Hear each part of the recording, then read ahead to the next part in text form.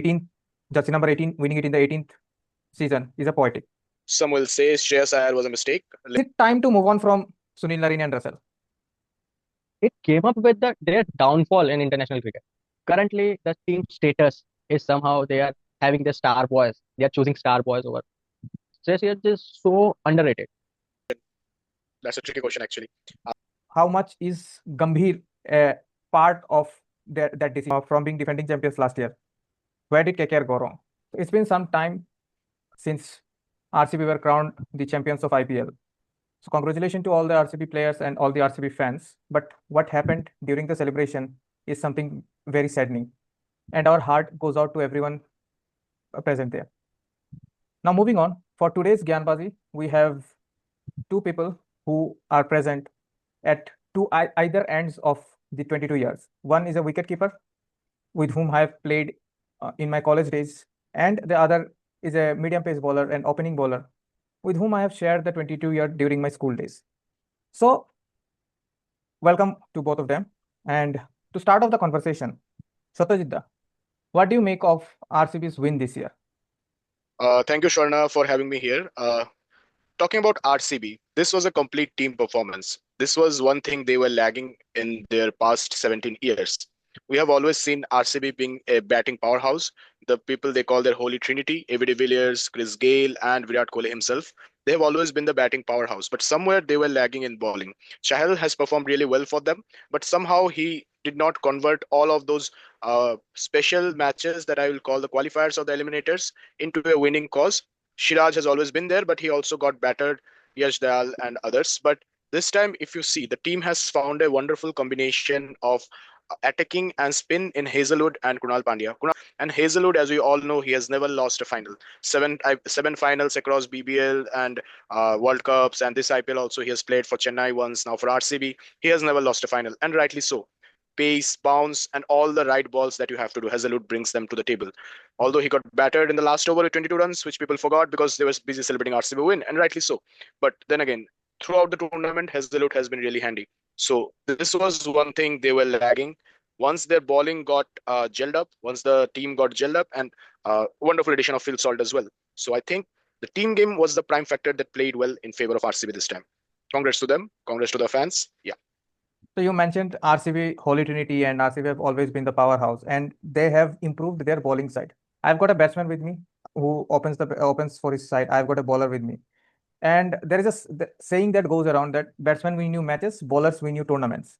I'd want your take, both of your take on this one. What do you make of this statement?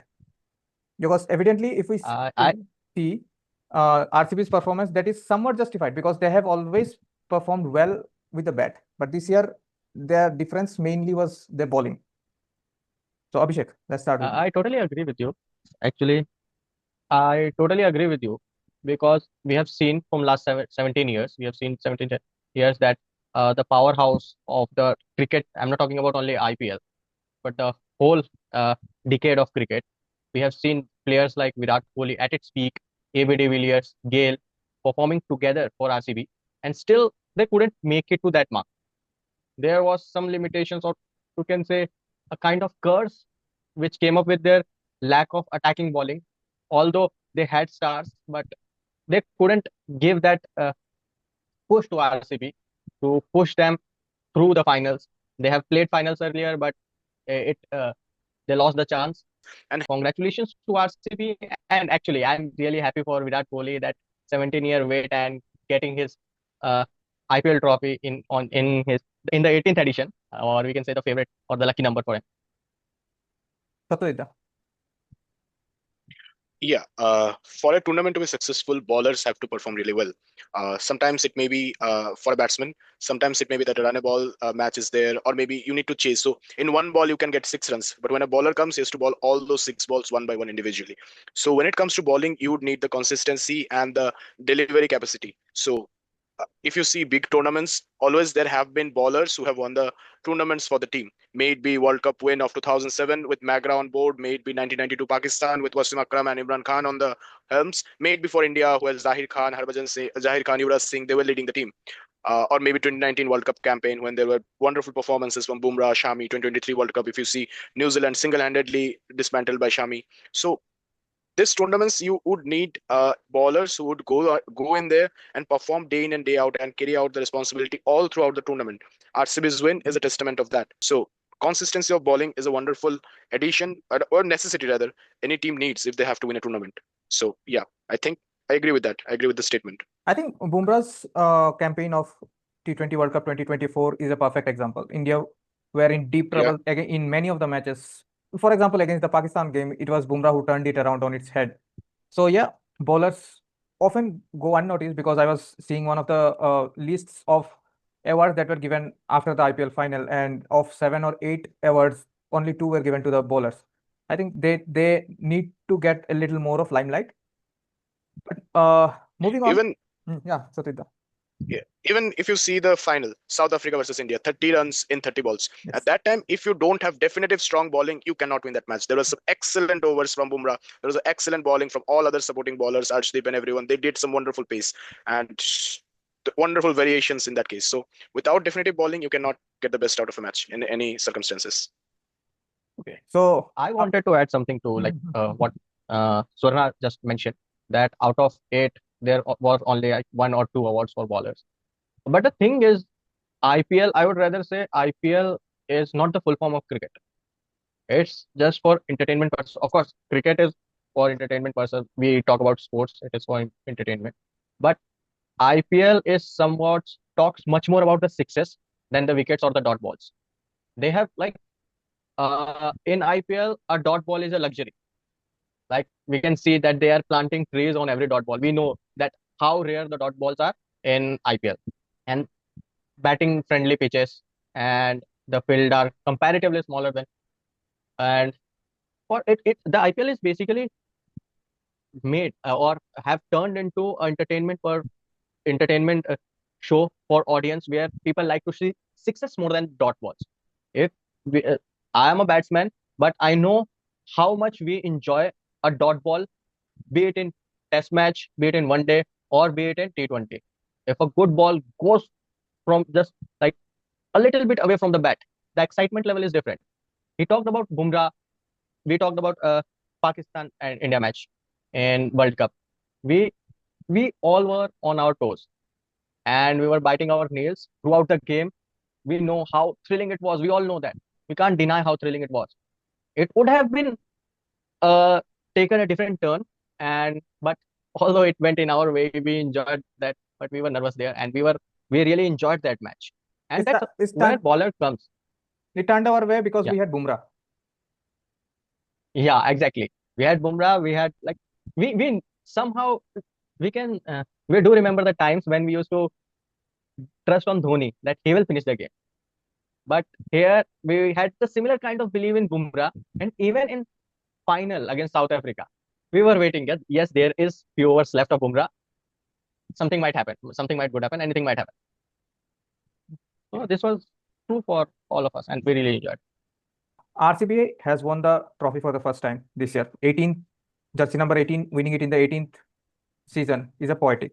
But how significant is it, and does this open up the tournament for other teams who have not won, especially in a tournament which has been dominated mostly by CSK, MI, and somewhat by KKR as well? Does it open it up to all the other teams who have not won? Abhishek. Yeah, I would say yes, actually. Be it Punjab, be it Rajasthan was playing good, Delhi Capitals were close to qualifying.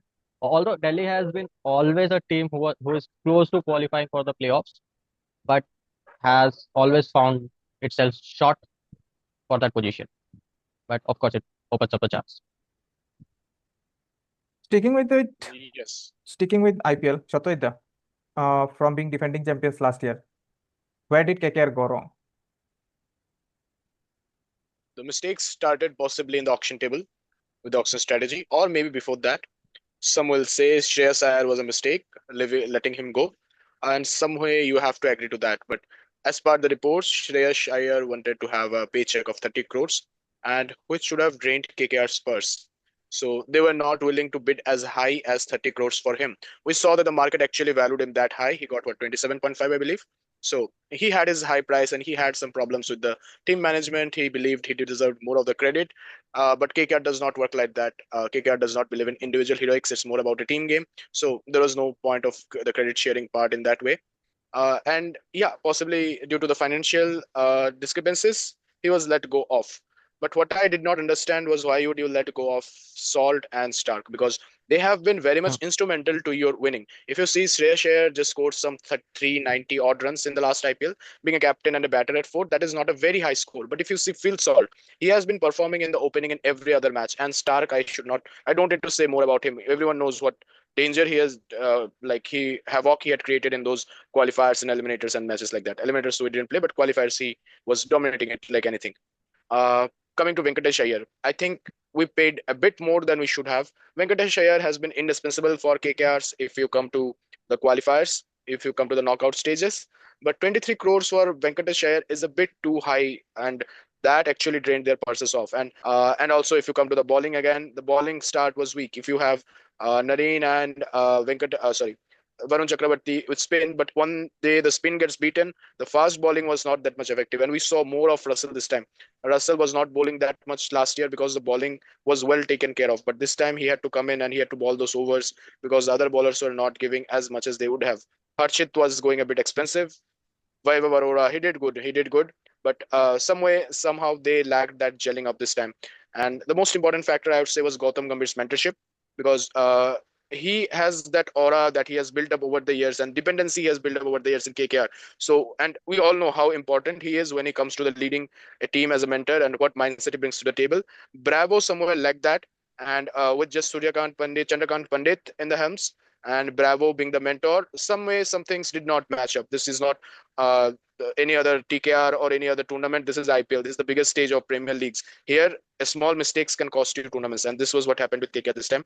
Credits to Rahane. He has come up. He has changed his batting from a Test batsman to a T20 batsman. That has been a wonderful jump. We really appreciated how he captained the team. But next season, we will have to have some definitive changes in the team management, definitive changes in the team if we need to win the cup again. Yeah, that's my take on the KKR team. We CSK fans will gladly accept Bravo back. Yeah. Is it? No, Is it? I'm not saying that Bravo has to go back or No, something like that, but but we would want somehow him the team to. mentality needs to somehow the team mentality has to be more cohesive, where everyone knows what they're doing. I think This time the team felt lost. Bravo was instrumental behind CSK's death bowling in previous few seasons. Yeah, agree. So no, that move did not work out for neither for CSK nor for KK nor for Dwayne Bravo as well.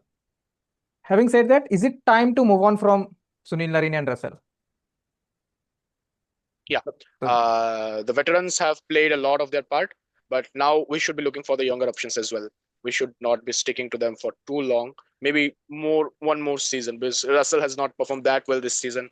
Neither Sunil Narayan has been giving that much performance. It has degraded. So this is a game of cricket, no emotions attached. So yeah. Abhishek. Actually, I wanted to add up to that.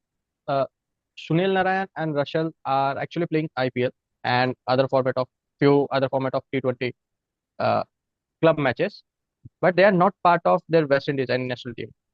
They are like, and if we consider Indian side for IPL, if an Indian player is out of the team, it somehow struggle to find a place in even in the IPL team. But these players who have been star for their country, although we know the story of West Indies team, we know the story of how game of power actually controlled the game, or we can say it was more of a power game than cricket itself. And although I just wanted to add up that playing for a national team and playing consistent cricket does have effect on your skills. I think Puran So, is only one of those West Indian players who have performed this season. We used to have large number of West Indians dominating IPL from Gale, yeah, Bravo, Pollard, Nareen Russell, even Darren Sammy. That has little bit of decreased. I would say that the actually, influence of West Indies have decreased a lot. it came up with their downfall in international cricket. Yeah, yeah, yeah. The point of time which you are talking, at that point of time, they were ruling the T20 cricket. Hmm. West Indies was the, like, you can say you can't ignore West Indies, even if they are in bad form in tournaments like T20 World Cup or beat any tournament. So We are talking about KKR, and one name is inevitable when we talk about it, because he was the captain last year. Shreyash Iyer. He's captained three IPL teams to final of the IPL, won one of the trophies. Going forward, do you see Shreyash Iyer becoming all format captain of India? Open to both of you. Do you think he's the perfect candidate? I would answer first. I would like to Mhm. answer first. Abhishek. First, currently it is controversial, but currently the team status is somehow they are having the star boys. They are choosing star boys over. Uh, okay, let it be. But Shreyas Iyer is not. Shreyas Iyer is so underrated. Okay, he we know how he performed during Champions Trophy. Hmm. We know how important he was. He was working as backbone in the middle orders, and still the credit is due. And the way he captained or in the qualifier against or you can say eliminator two or qualifier two against Mumbai, how he chased. He was so planned. It was like flawless. His flawless innings against Bumrah. There were big names. Bumrah, Hardik Pandya were like face of our Indian bowling, and he was standing calmly and pushing his whole team toward the victory. It was actually, we can say, commendable job. But although this IPL gave him some limelight, which Champions Trophy couldn't give. I don't know why, but he should have been praised for that Champions Trophy win. Even the World But Cup, I would say. we World Cup went after, 2023. we went after Rohit and Virat and Bumrah and the poses of Hardik Pandya. Of course, he played important. I'm not saying that their role was somehow lower to them. I'm not saying that. I'm not comparing them. But Shreyash Iyer should have been praised. And I don't know why it didn't happen, but yeah, I would say BCCI chooses a star boy as a leader, then who could do better than that? Satya. I think it would be a bit tough for him to be the test captain because already Shubman Gill has been appointed and provided ages on Shubman's side. So possibly he will be captaining the test team if he does not perform really bad or if he cannot hold the team together. That would be a different story. But given the age, Suresh Iyer is already 30. I think he has got 4 or 5 years of cricket at least left in him minimum. So T20 we see Surya Kumar Yadav could be retiring in another 3 4 years, which is quite possible. He's 34. I think he'll play till 37, 38 like that. And in one day, Rohit Sharma will be dropping off in 2027, definitely. At max. 2027 Cricket World Cup final, if they play. After that, he should be dropping off. So there is a high chance So, that so, Shreyash uh, Iyer gets the captaincy. so you are mentioning he will drop off after final. So we are winning the 27 final. There is a pretty Oh, good hope so. chance. Hope so. Given the Hope team, so. there is a pretty good chance. So, Yeah, and okay.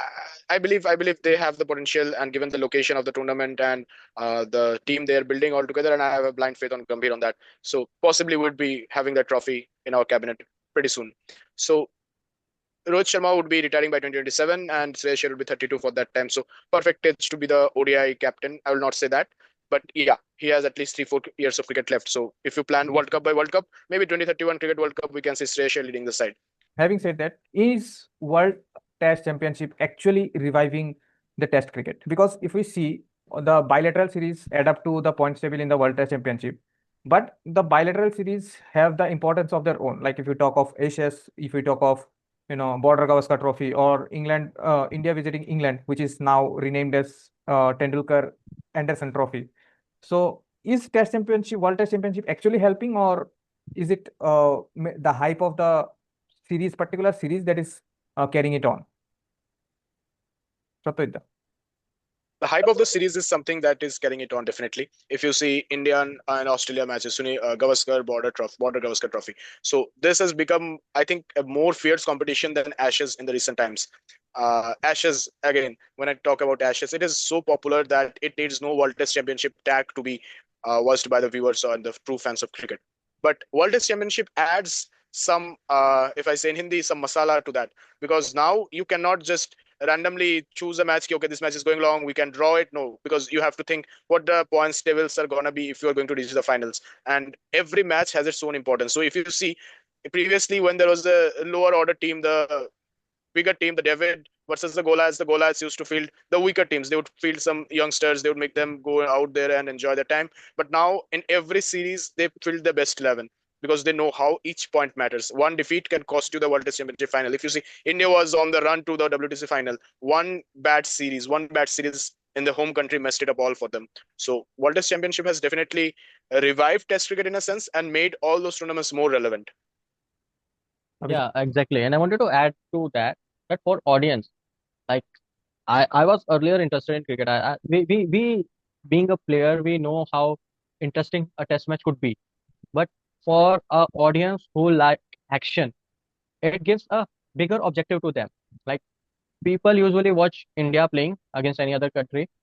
Like they are interested in generally ODIs, but even if they are interested in test, it should be Indian playing against anyone. Like, but after Test Championship, we all knew how we were interested in Australia versus Sri Lanka, with Pakistan versus South Africa. We were all eyes, and we wanted to know the results, like what's going on. We wanted to watch the highlights. If you can't see the whole match, of course, uh, I generally somehow watch some either the ending of the match, like when it's towards conclusion, or if a good like a time frame where some actions are going on, some seriousness or something which I want to look for. But watching the whole 5 days, it's quite cumbersome for me.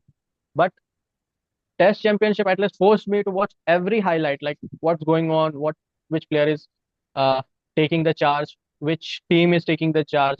If Sri Lanka can beat Australia, we wanted to know all that thing, and it actually gave us a bigger objective to count those individual matches as stepping stones to reach that final. And it made the whole tournament actually kind of uh, a long term objective for us or long term target, which made us like interested in every step. And actually, it helped. I think since the point system has been included, players are also trying to get a result out of the matches. We these days we see less number of draws and more number of results, be it either way. So they are pushing a Mm. little harder for that result and that extra bit of points from that. So coming to India in Test cricket, India is going to England, and Shubman Gill has been chosen the captain. Is he the right man to Mm. lead India in the Test? Okay, that's a Quite tricky controversial. question. That's a tricky question actually, because we have not seen enough of him in whites taking a leadership role. Because earlier, when we had great pillars in the form of Rohit and Virat, you did not have a chance. But now it is his chance to lead a team which has capable senior players like Jasprit Bumrah, Ravindra Jadeja. And Jadeja also mentioned in few days back in Ashwin's podcast that before he retires, he wants to be the captain of the team someday. So managing all these players would take a toll on him. He has some experience with leading teams. He has led India C back in 2020 when he was just 20 years and some months younger than the earlier record holder Virat Kohli, who was 21 years when he led the team. So he has led the India C teams, and also he has captained the teams in India Blue, I think, in Deodar Trophy. Also, recently he has been captaining India A for a while. So he brings in some captaincy experience with him.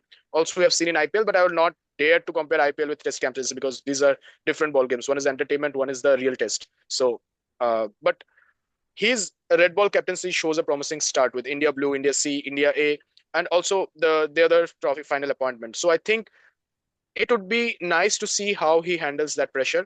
And the first assignment he has got is perhaps the toughest one, maybe the second toughest one. Toughest to be in Australia, but playing England in Test cricket is a very hard task, and he has to deal with it. And also a totally new team, very less experience together. Nitish Reddy, just 21 years old nearly, I think. Karun Nair coming back after a long time. What would be the team's combination? Who would be the playing 11? How they would gel up together? Wonderful things to see. I have like really good hopes. I won't judge Gill with just 5 matches and that one series. I will not judge him for that. But I really am interested to see how this team fares when the tournament starts. Abhishek. Yeah, it would be interesting to watch them actually. A younger side, and it might surprise even England for a moment. And I hope it does surprise them. And the point I wanted to add was if they wanted a batsman to lead the side, it might I would have gone for KL Rahul, but Same here. I would have gone Same for here. KL Rahul, and maybe they didn't wanted a like what do we say? Uh, Competition between KL Rahul and Rishabh Pant for that wicketkeeper position. I don't know what they have thought, but KL, I would have choose KL Rahul. But as with Pant, Shubman Gill is now, I want to say with Pant being given the vice captaincy role, he becomes the first choice on the team list here. yeah, exactly what I wanted to add up. Like they might be they didn't wanted to be sure about both the captains, like captain and vice captain being wicketkeeper batsman. They wanted to have that freedom to like uh for the combination, what combination they want in the team. Maybe that I don't know what they were thinking, but I think so. But for now, Shubman Gill is the captain, and I totally support that. Ravindra Jadeja would have been interesting, but and Jasprit Bumrah, I heard that he didn't wanted to captain the side. He was not interested in being captain. So it is okay, all okay. But Bumrah captained really well in Australia. yeah, I I didn't would know have loved so. to see him in captaincy role. And the leadership he did so. Yeah. Like yeah, even The with bat, only not game, only for by the way, ball, the but only even game we won that series. Only game we yeah, won that series. Okay, so fatigue, workload. I don't know what has worked up for stalwarts of Indian Test cricket: Virat Kohli, Rohit Sharma, and Ravichandran Ashwin. They have retired in the recent times. I would just want to know how much is Gambhir a part of that decision? How much is Gambhir a point for them to consider for retirement at this point? He's the coach. He has the ability to choose the team. How much is that a factor going into that? The for the current time process being. of Yeah, okay, continue. the current process of selection is a bit not very much transparent, to be honest, because Gambhir had mentioned when he went to Australia that he wanted Pujara and Rahane, but it has not been a reality. So you cannot pinpoint that Gambhir was a defining voice when there was a decision made to maybe drop off Rohit and maybe drop off Virat Kohli. But some way the coach has a part to play because they were thinking of the next World Test Championship, to be honest. Virat Kohli's statistics in England were not very much good. He scored 167 runs in 5 matches. Among them, one match, one innings, a century. If you take out the century in rest, 6 innings, just 67 runs. From a batsman like Virat Kohli, that is a very less performance, to be honest. And I will get some hate for that, but that's what the statistics says. And so maybe it was a time to call an end to this illustrious careers. Maybe it was a time to call this an end to those illustrious careers. How much role Gambhir had to play, I'm not sure of, and neither we can be sure of. But definitely there has to be some advice or some suggestions going in from the coach, and I think he also wanted a new team this time. So yeah, Abhishek. Interestingly, the point is it comes to the longevity of the player's performance. We actually witnessed how Virat Kohli was struggling with the bat. Like there was no big innings or centuries as we were really like expecting from Virat Kohli. I would say like today I just saw I watched a reel on how important the longevity and how impressive the career of the great Sachin Tendulkar was. How impressive Jack Callis was. At the initial phase, we witnessed how impressive Virat Kohli was at its peak. But as soon as the time passed, the performance uh, went to like came down with time. And when we talk about Sachin Tendulkar, be it last World Cup, he was the top scorer for India. Okay.